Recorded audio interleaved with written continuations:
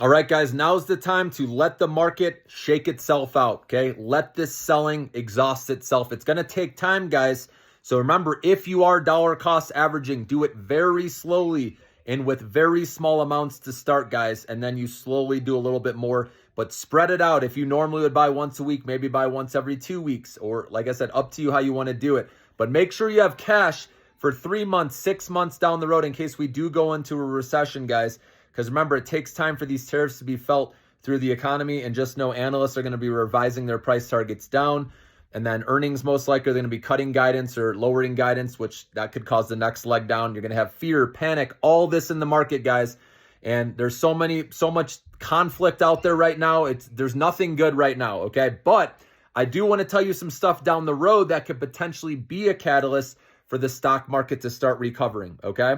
So number one, we all know is if Trump renegotiates with countries these tariffs, and if he's able to bring that country's tariff down and then ours down on them, the reciprocation tariffs, then that's going to help the stock market recover a little bit. But still, just think of anyone who's holding the bag right now. There's a lot of people doing that. Again, that's where we learn to use stop losses. If you never want to hold the bag, everyone has to go through that experience, okay? But this is where people are going to sell if they get anywhere close to break even to just get out of the way, get their money back, right? And so that's why we'll roll over again, most likely. It's going to be like this for a bit, okay? But one positive thing is if Trump does renegotiate, we can get that oversold bounce. And we'll keep playing those oversold bounces in our short-term trading account. Remember, I don't hold anything overnight. If we do get positive news or RSI 30 or less, we can take those up or take those chances. But we'll set a stop loss, of course, right below, right? So we can never lose that much money. And we'll try to play that bounce up. And as soon as we get it, we sell, take our profit, or trim and raise our stop limit, as you guys know, into the profit zone. So we'll continue to do that, guys. There will be plenty of opportunities to do that with scalp trading and day trading, okay? So stay tuned. But so that's one positive that can get the stock market indexes, going up. But again, I do think it'll be short-lived, even if, he just reduces the tariffs. The only way we're going to bounce completely back is if they eliminate them completely. If Trump says, okay, we're just going to, do 0 and 0, right? But obviously he's doing half of the tariff of what the other country's doing on us. So I don't know how that's going to work. But like I said, he will need to renegotiate that for the stock market. That's one thing that could potentially get stocks going back, okay? Also, tax cuts. But just know this, if he announces tax cuts, those aren't going to go into effect until beginning of next year.